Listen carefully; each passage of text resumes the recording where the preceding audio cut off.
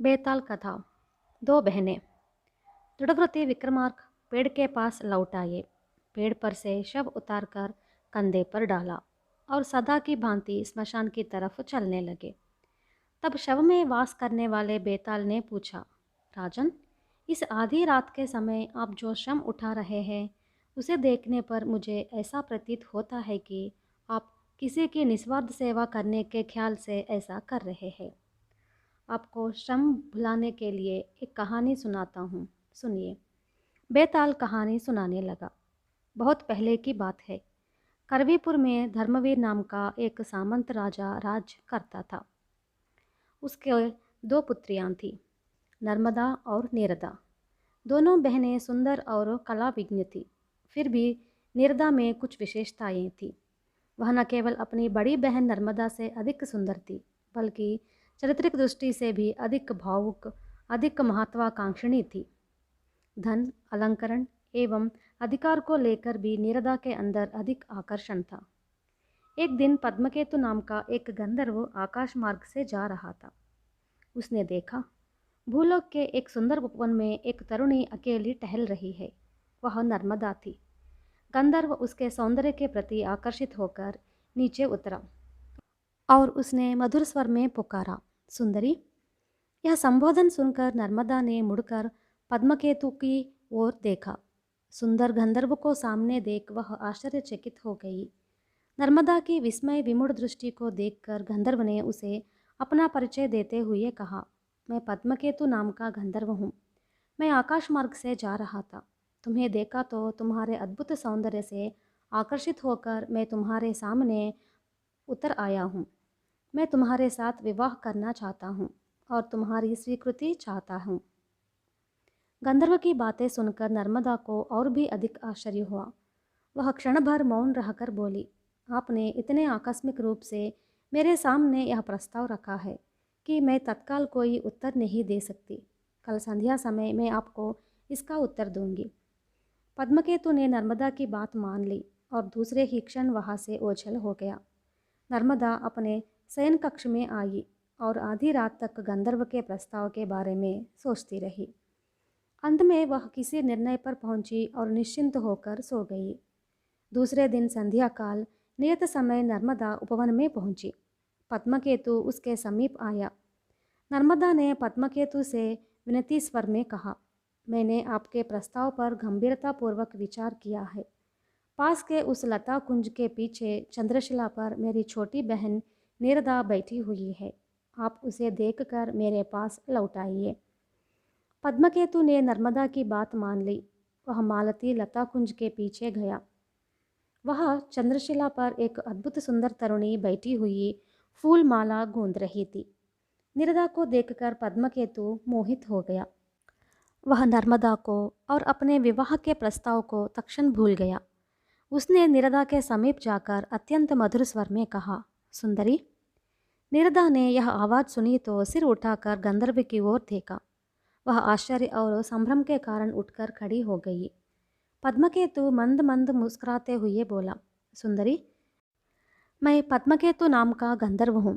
सौंदर्य में तुम्हारी समता कर सके ऐसी ललनाएं गंधर्व लोक में नहीं है। मैं तुम्हारे साथ विवाह करना चाहता हूँ। मुझे अपनी स्वीकृति दो। गंधर्व की मोहक बातों पर नीरदा को अपार हर्ष हुआ। उसने तुरंत अपनी स्वीकृति दे दी। पद्मकेतु ने प्रसन्न होकर उसी क्षण उसी स्थल पर गंधर्व विधि से विवाह करने का प्रस्ताव रखा। नीरदा ने आपत्ति प्रकट करते हुए कहा, गंधर्व विधि से विवाह करने पर हमारा विवाह गुप्त रह जाएगा। मैं चाहती हूँ कि मेरा विवाह बड़ी धूमधाम और बड़े वैभव के साथ संपन्न हो। हम अपने निर्णय को पिता महाराज धर्मवीर को बताना है। भव्य रूप से शोभायमान विवाह मंडप में हमारा विवाह होना है। पद्मकेतु ने नीरदा की इच्छा को तुरंत स्वीकार कर लिया और शीघ्र मिलने का वचन देकर चला गया। नीरदा राजभवन के अंदर गई और सारा वृत्तांत हर्ष गदगद होकर नर्मदा को सुना दिया। नर्मदा गंभीर स्वर में बोली, बहन, मैं सारा वृत्तांत जानती हूँ। इस मामले में मैं तुम्हें एक सलाह देना चाहती हूँ। नीरदा ने पूछा, क्या है वह सलाह?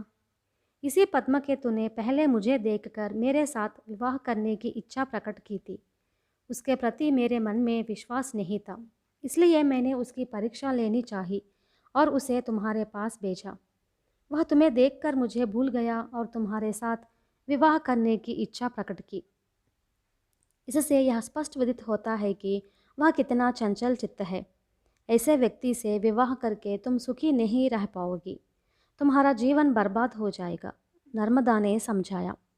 अपनी बड़ी बहन की बातें सुनकर नीरदा खिलखिलाकर हंस पड़ी और बोली, एक गंधर्व स्वयं विवाह का प्रस्ताव रख रहा है तो मैं उसका तिरस्कार करूं? इसी को कहते हैं संपत्ति के मार्ग में रोड़ा अटकना। मेरी बहन, ललाट के लेख को कोई नहीं मिटा सकता। अनावश्यक शंका के वशीभूत होकर मैं आए हुए सौभाग्य को टुकरा नहीं सकती। महाराज धर्मवीर ने भी इसी विवाह को स्वीकृति दी। उन्होंने 1 माह के अंदर नर्मदा का विवाह एक सामंत राजकुमारी के संपन्न कर दिया और नीरदा का विवाह गंधर्व पद्मकेतु के साथ हो गया। नर्मदा का दाम्पत्य जीवन शांतिपूर्वक व्यतीत होने लगा, पर नीरदा की गृहस्थी 4 दिन की चांदनी के बाद अंधेरी रात में परिवर्तित हो गई। एक दिन गंधर्व नीरदा को छोड़कर गया तो फिर लौटकर नहीं आया। नीरदा दुख और अपमान के बोझ से बुरी तरह दब गई। अपनी छोटी बहन की हालत पर नर्मदा मन ही मन व्यतीत होती, पर क्या कर सकती थी।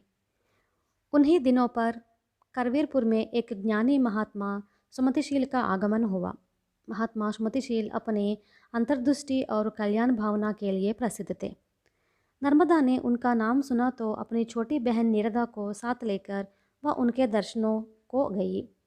महात्मा सुमतिशील ने नर्मदा के मुख से सारा वृत्तांत सुना, फिर उसकी ओर तीक्ष्ण दृष्टि डालकर कहा, नर्मदा, तुमने स्वार्थ बुद्धि से प्रेरित होकर अपनी बुद्धिमत्ता दिखाई है।